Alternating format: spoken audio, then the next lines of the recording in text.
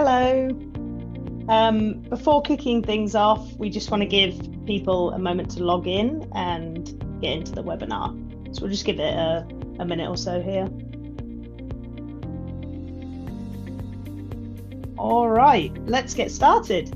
So good afternoon and welcome everyone to TCN's webinar, discussing our workforce management solution and all of its features that can help get ahead with strategic insights. We're so excited to dive into this. But before we get started, I would like to cover a few housekeeping items. This webinar is being recorded, and we will be providing access to the recording after the webinar.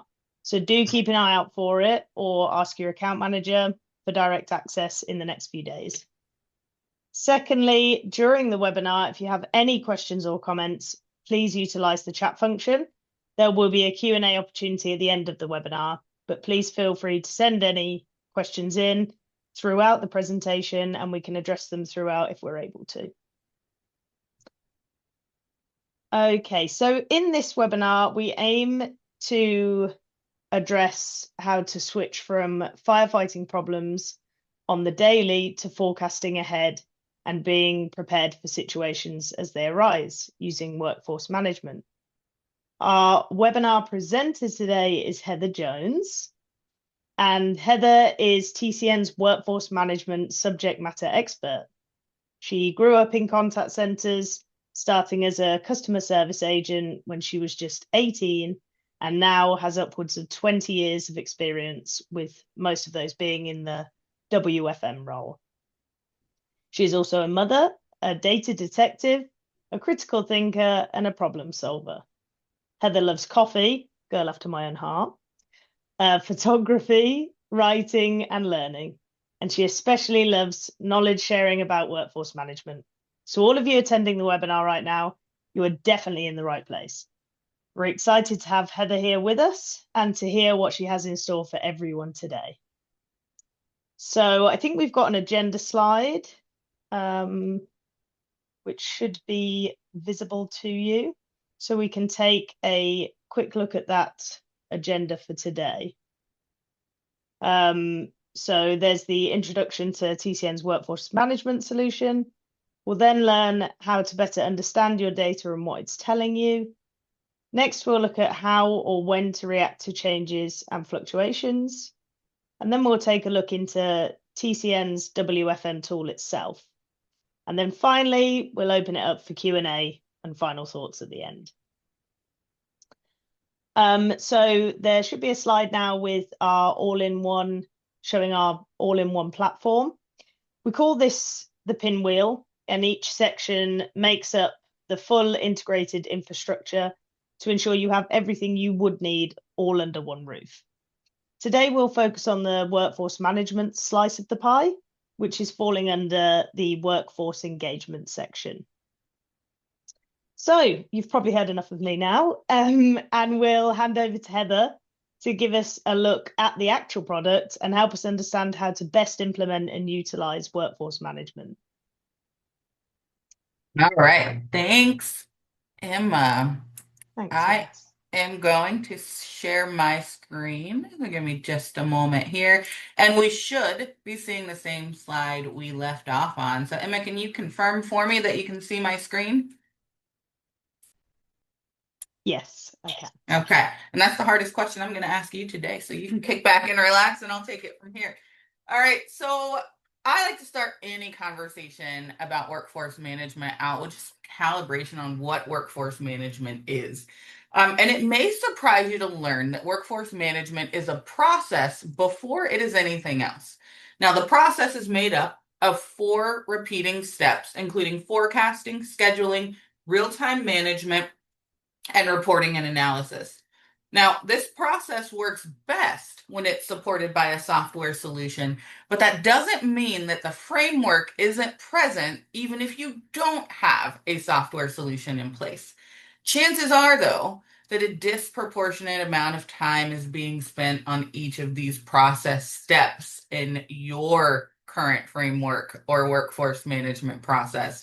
For example, without a software solution to help automate these processes, gathering all of the data needed to create a forecast in this first forecasting step is difficult and time consuming.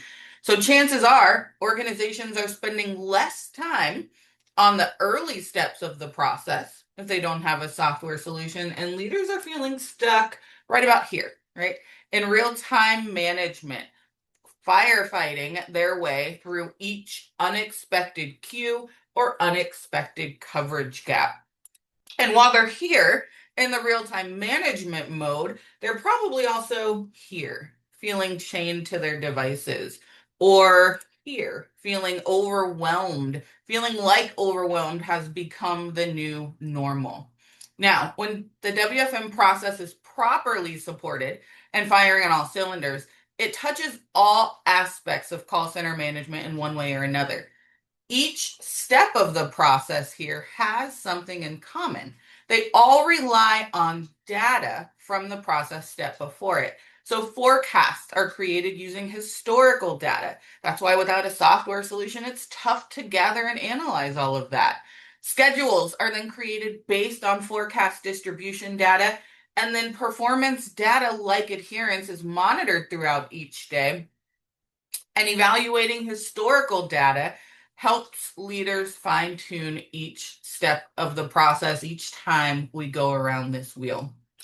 Now, one of the best lessons I learned from one of my favorite career mentors is that the most successful contact center leaders embrace WFM as a culture where all decisions are based on data, right? We're using that word a lot today. Um, and that's intentional because this mentor also introduced me to another mentor of sorts. His name is W. Edwards Deming, and he had some profound ideas about what managers have to know and be able to do in order to run a successful business. Now, he appropriately called his set of ideas the System of Profound Knowledge, or SOPK for short. And in the System of Profound Knowledge, he identified those two critical things that managers have to know to be successful. The first is that they have to be able to adopt systems thinking. And the second is that they have to be able to understand variation. Now, systems thinking simply means to understand that each process is a part of a larger interconnected system and that every action we take will have a ripple effect to all other parts of the system. So if we think of one process in our contact center like an individual recipe, the system would be the whole kitchen.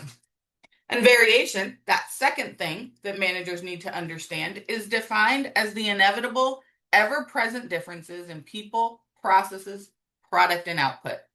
Variation is present in all processes and therefore in all systems. So it's in all those recipes and it's definitely in the kitchen, but variation can be divided into two categories, and that's common cause and special cause variation.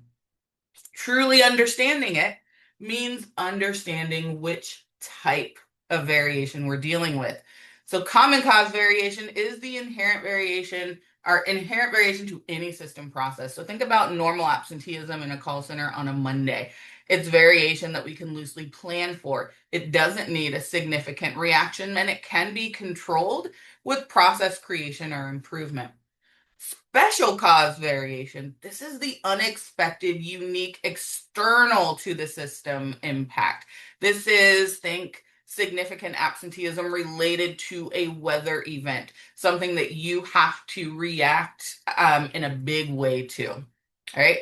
So if you have a significant increase in volume that accompanies a system or routing issue, something that is not likely to reoccur, that is special cause variation. Now, things start to get muddy when we don't understand which type of variation we're dealing with. Right? Because not understanding variation means that leaders could be having a special cause, unique and significant reaction to common cause variation. And when that happens, we call it tampering because it unnecessarily disrupts the system. Now, each time I consider these concepts, I think that they sound pretty straightforward, and I wonder what makes this profound. Now, in practice, I found time and time again with every team that I've led that thinking this way is harder than we think it should be. That's because the human brain is wired for efficiency more than effectiveness. It's prone to detect patterns and react to them. So when we see a set of data like this and we're presented with a question, is there anything wrong in this data set at 9 a.m.? Our brains, or at least my brain, starts to think, well, maybe not wrong, but I do recognize that 9 a.m. is the peak or the highest interval here, and I'd like to understand more about that. So I immediately recognize that 9 a.m. interval in this data set. But the actual answer to this question is nope, there's nothing wrong. Systems naturally fluctuate, but because I'm wired to recognize that spike, I might act when I'm not really sure that I need to. So, with that in mind, let's take a deeper look at that 9 a.m. interval. And we're going to do that with the help of Dave. Dave was the supervisor on duty during that 9 a.m. interval, and here's what happened. So, Dave saw a queue build consistently for 10 minutes. A VP IM Dave and asked why there were so many calls in queue, so naturally Dave sprung into action. He pulled agents from back office work to take inbound calls. He canceled meeting and coaching sessions for the next half hour, and he sent escalation messages to leaders so that no other senior leaders had to reach out and wonder what was going on with the queue. And then over the next 10 minutes, Dave actions, they paid off, right? The queue slowly cleared. Dave breathed a sigh of relief and he updated the VP and other leaders that the queue was now clear, right? So Dave accomplished something here. But the question is this a job well done? Or did Dave tamper based on what we learned in the previous slide? And I know that you guys can't talk to me right now, but I'm hoping that everyone is thinking that Dave definitely tampered because he didn't look at enough data to understand what type of variation he was dealing with. And as a result, he gave an immediate and unique response to what was actually a natural fluctuation in call volume. So he gave a special cause response to common cause variation. Because what Dave doesn't know is that the queue would have cleared within the next 15 to 30 minutes anyway. The queue was a result of common cause variation. Dave could have known this, though.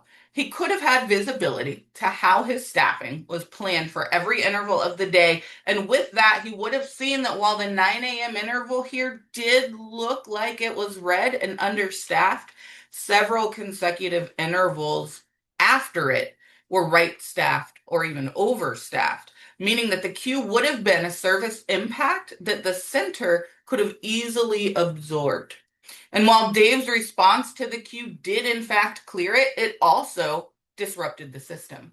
Meetings and coaching sessions have to be rescheduled. It interrupted progress on non-phone back office work, and it put senior leadership on high alert, which was really unnecessary because I don't know about you guys, but I like my senior leadership to be on low alert or really no alert at all.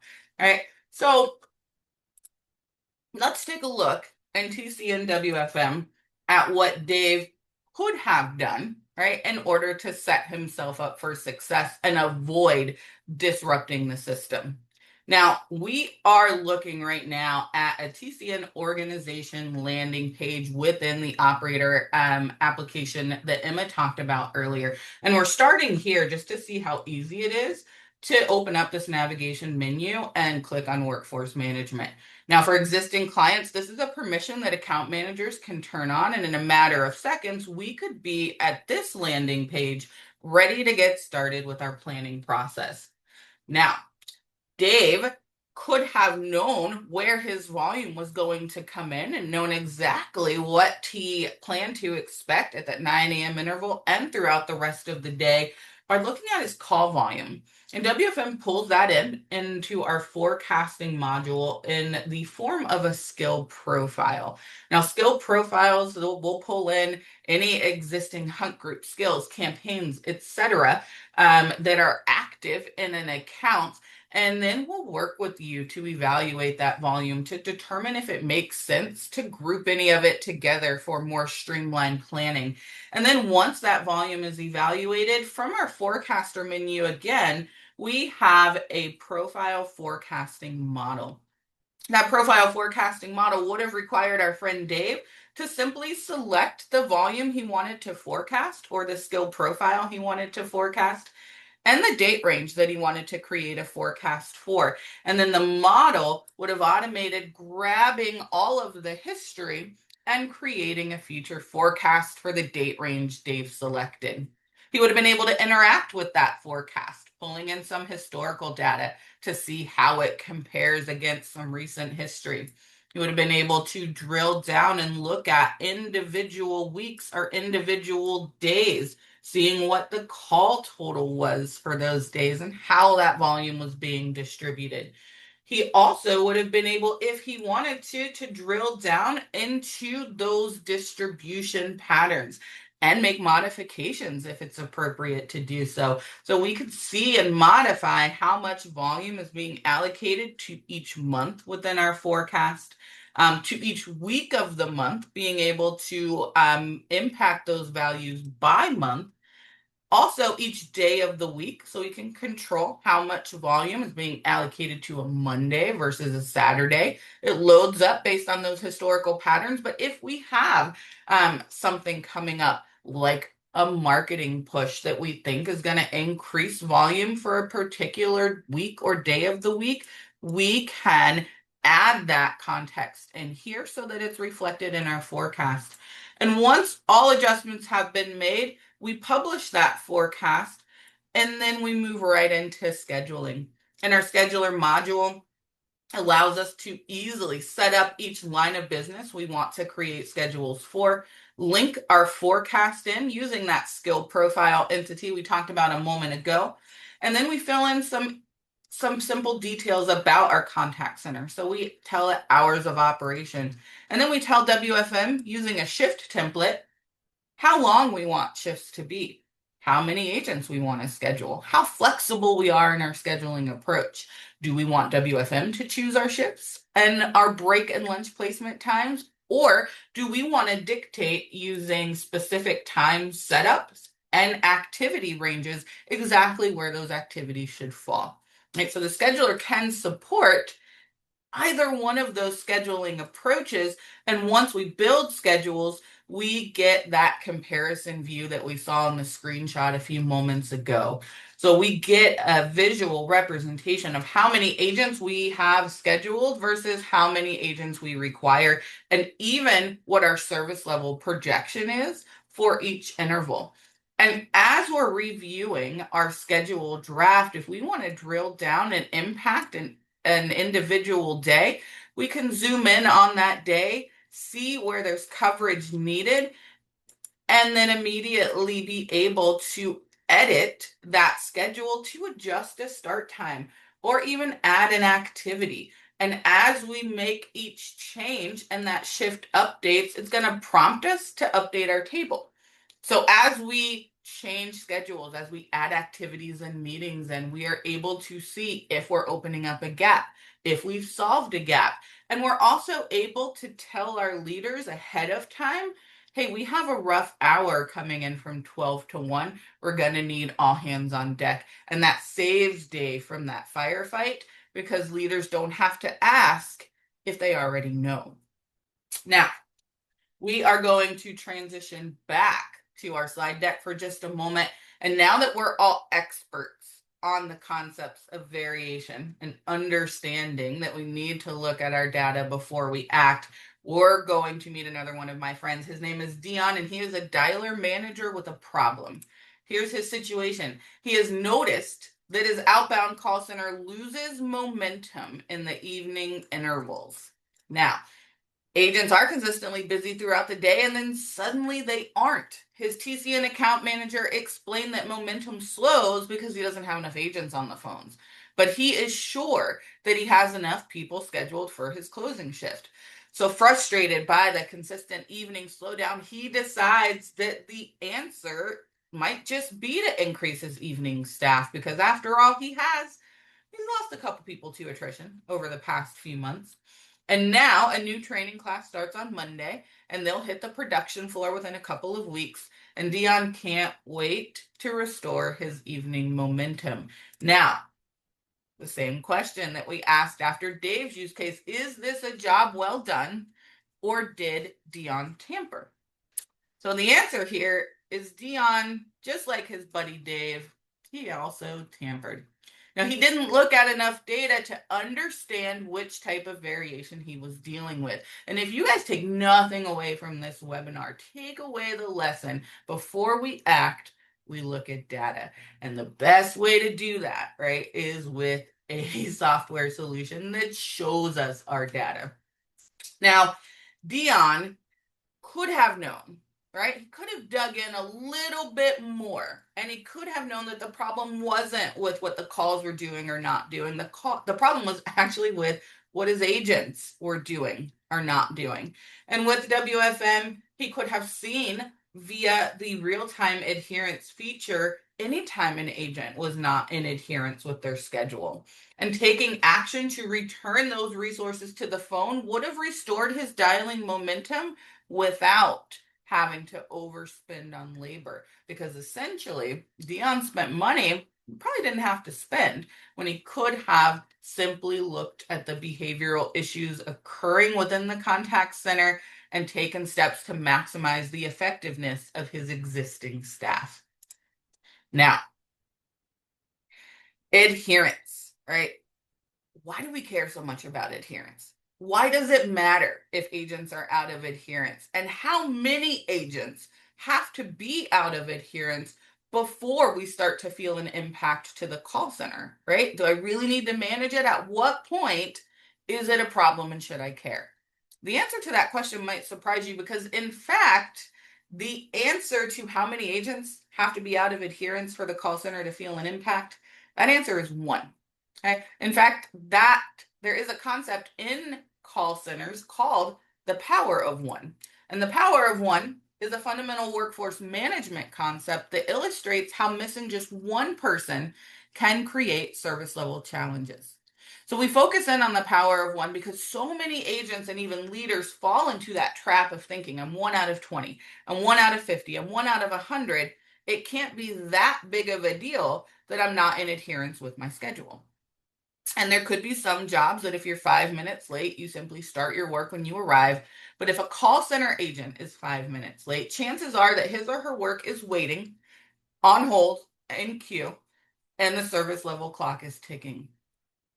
Meaning that calls in a call center rather, do not arrive in predictable patterns all the time. They arrive randomly, meaning that the impact of one person is nonlinear, and we cannot assume that losing 10% of our staff is going to equate to just a 10% impact to our performance. In fact, the call center school published a study that suggests that a single missing person can actually have quite a significant impact. So if we consider an example where a contact center is expecting 175 calls with an average handle time of 450 seconds, with 52 agents on the phone, 84% of calls are answered immediately, 91% within the target answer time. We subtract just one person, our immediate answer value drops to 79, answered within service level drops to 87. And we subtract just one more person, immediate answer drops to 73, and we become at risk of missing our service level target, assuming it's 80% for this particular interval. So chances are it won't just be one agent thinking I'm 1 out of 50. I don't need to adhere to my breaks. And that is why the power of one rule is talked about and is so significant, because multiple agents thinking that way can quickly create an extremely challenging situation.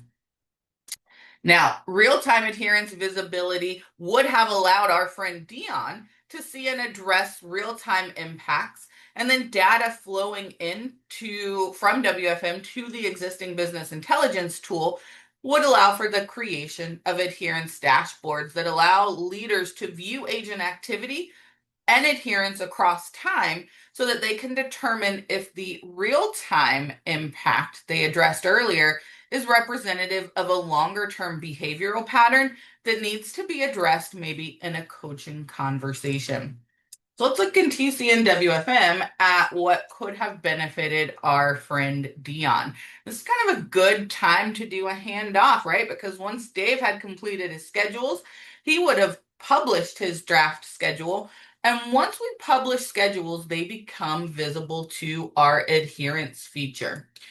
Now, our adherence feature is I click over, and keep in mind, we're not leaving our scheduler module, right? So we've built our schedules and published them, and now we're viewing adherence all on the same part of the WFM tool.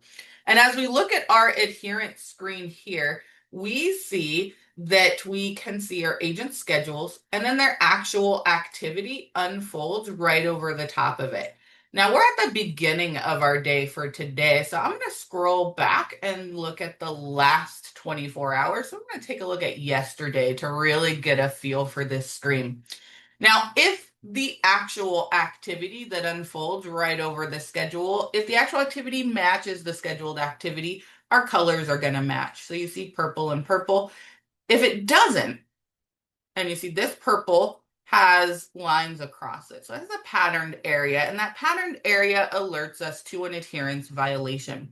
And if we hover over that patterned area, it's going to give us some detail about that violation. It tells us that the expected activity is on call, but the agent's actual activity was break. So for this 10-minute period from 2:21 to 2:31, we expected or had scheduled this agent to be on the phones talking to customers or ready, to be connected with a customer. And they weren't for this period. They were on break. And we can see later on, they also took their break somewhat at their scheduled time. But we see even when they log in early or late, right? Anything they do that's outside of their schedule, we're going to get that patterned area that lets us know they're in violation, right? And from here, we can decide what we want to do about that violation. We can address the agent, we can let it stand and allow their adherence score to be impacted, or we can click on it and we can say, actually, I'm going to approve this extra break because the agent talked to me about it, and they did in fact ask permission. So I don't want them to be penalized. We have the opportunity to click on a violation and classify it. Classifying it allows us to overwrite it. So agents aren't penalized in the event that a leader impacts their adherence, right? And it's kind of cool the way that TCN approaches adherence because that override is allowed, but past schedule changes are not, right? That classification process is how we handle out of it or instances where agents are out of adherence. And that gives you a comparison when we transition over to looking at reporting, because we can create a report that shows our adherence percentage with those overrides and without those overrides.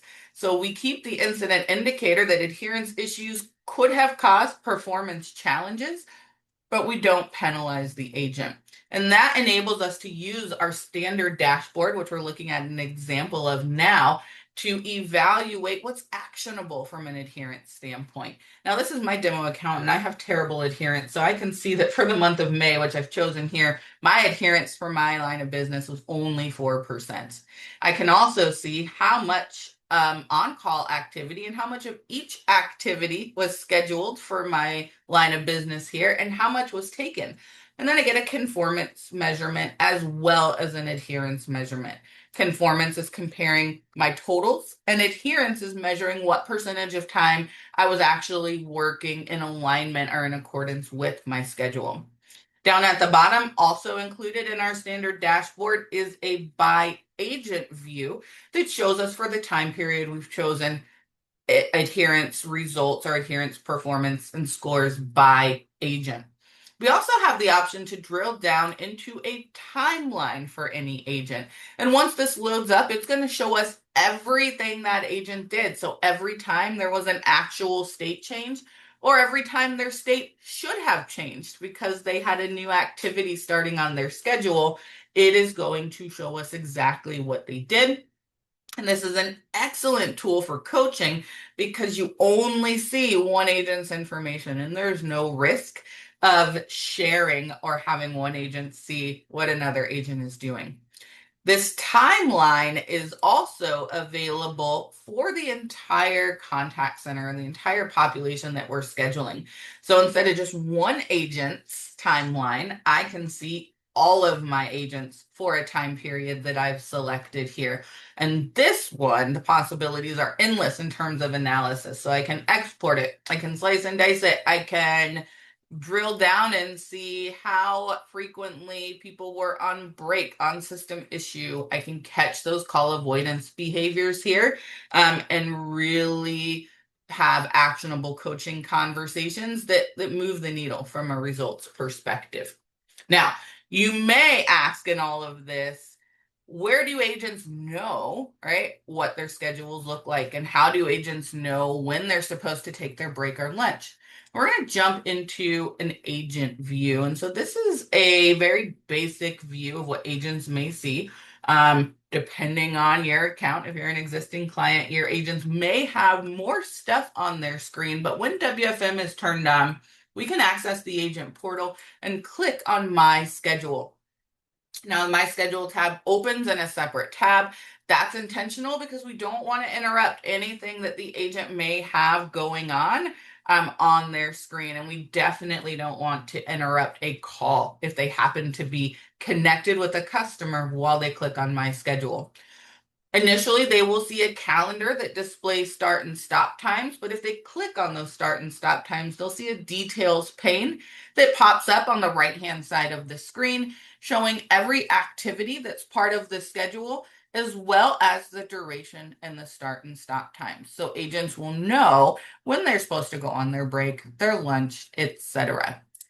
Now, we can also use this calendar to click on and create leave requests. So an agent can click on any day and add a leave request for a single day, a date range, or even specific hours of a single day if it's only a partial day that they need off. They can put in a request comment, and then their request will queue to a leader for approval. So their leader could, or they could write doctor's appointment and attach that to their request. And then a leader could go into our leave management function, choose only to take a look at the requests that need review, and click in and either approve or deny this particular request. Now, I'm going to jump back to our slide deck for just a moment because we have talked about a couple of use cases today. We've talked about Dave's, we've talked about Dion's, but I want you for just a moment to consider yours. What about your organization? Are you working in a culture where all of your decisions are based on data, or do you find yourself stuck in that real-time mode firefighting? And when you are in that real-time mode, are you and your teams tampering, or do you feel like you have enough data to make the right management decisions that are going to support long-term goals, like, or long-term making your goals, like making your service level over time, making financial goals over time? So these are some signs on the screen here that you could benefit from some better planning with WFM. So if any of these ring true for you, if you have inconsistent results, if you have inconsistent processes, different lines of business, departments, or teams do things very differently, and that really is inhibiting your ability to scale. If you're spending a lot of time reacting, if your agents don't know what their schedule is or when to take their breaks or what version of the schedule they should be following, if you feel like you can't leave your desk or can't take a day off without the world falling apart or without your phone ringing off the hook, or if you feel like you're not meeting goals consistently, if you're meeting a service goal at the expense of a financial goal or vice versa, these are some signs that you could benefit from WFM and that we should probably have a conversation. So my contact information, I'm going to leave on the screen here. So if you find yourself thinking you'd like to talk a little bit more about WFM, I'm here for you. So you can talk to your account team about scheduling one or all of these. We could have a consultative discovery session to talk about your organization's pain points and determine what value we could add through improved planning. We could go through a more detailed demo of the tool, even demo it in your environment so you could see your data and your agents attached to schedules. Or it's quick and easy to turn the permission on. So let's configure a pilot and see what value it can add to your system, kind of putting you in the driver's seat for a short pilot period so you can get a feel for what WFM can do. And with that, Emma or Marie, I'm going to pass it back to you guys. Do we have any questions? Awesome, Heather. Thank you so much. I can You're welcome. also vouch that it is amazing to work alongside Heather. So absolutely, if WFM is of interest, shoot Heather a line or myself, and we can get together. But thank you so much to everyone who joined us today and to those who participated and made it such a great webinar. We are going to see if we have any questions. Let me just have a look here. Yes, perfect. We have got one, Heather. So if the question is, if we are already meeting most of our goals, can we still benefit from WFM? Absolutely. Right. So if you tell me that you're meeting all of your goals, my first question is going to be, or my first response is going to be, if we learn anything from this presentation, show me the data. How are you getting there? Right. Can you meet those goals without babysitting the process? Does it take you being in the office in order for those goals to be met? Is there an opportunity to meet those goals, to continue meeting them, but to spend less while you're doing it, right? So that question in itself, I think, is worth a conversation. But if either of those questions sparks some curiosity or makes you think, hey, of course I would like to spend less and be tethered to my desk less, that is a situation that could still benefit from workforce management for sure. Absolutely. Oh, we have actually just had another one pop in here as well. So the second question is, I manage a fast-paced outbound center, and my mix of clients and accounts to collect on is always changing. How do we forecast for that? That's an excellent question, and that is a fun one. So as we've learned today, the first thing we would do, just like the answer to the last question, right, is look at our data. Now, for outbound contacts, WFM captures any interaction that represents work for the agent. So for predictive dialing, we're only capturing connected calls, right? Because those are the only ones that require an agent to interact with it. If you're manually dialing or if you're preview dialing, we're going to capture every one of those interactions because every one of those interactions represent work for the agent, right, in some way, shape, or form. So that essentially gives us the pattern of connects, right? So we can essentially see when we see the longest talk times, when we're making the most connections, and then WFM will apply the most resources there from a scheduling perspective. Now, in situations like this, especially if there's a lot of variation, right, in the type of accounts that are dialing, we'll review that together. And there are a few clients, I'd say they're the exception and not the rule, where they do have just so much variability in their process that it's tough to land on a solid forecast. For those clients, they lean into adherence, right? And so then we start to focus on making sure they are always able to maximize the effectiveness of their staff. And that adherence piece, adopting that adherence management process and really bringing that into their culture. Every team that I've worked with across my career has been able to identify immediate cost savings opportunities by just opening up that availability and allowing the agents to learn, hey, this is something we're now watching and measuring. So even in that outbound world where there's a lot of moving parts and things change quickly, that visibility becomes a critical piece of the management puzzle, Emma. Well, you've provided us with absolute gold dust on this session, Heather, so I appreciate that.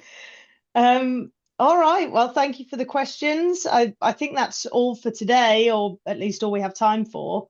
The recording of this webinar will be made available soon. Keep an eye out for it or contact TCN or your account manager for direct access.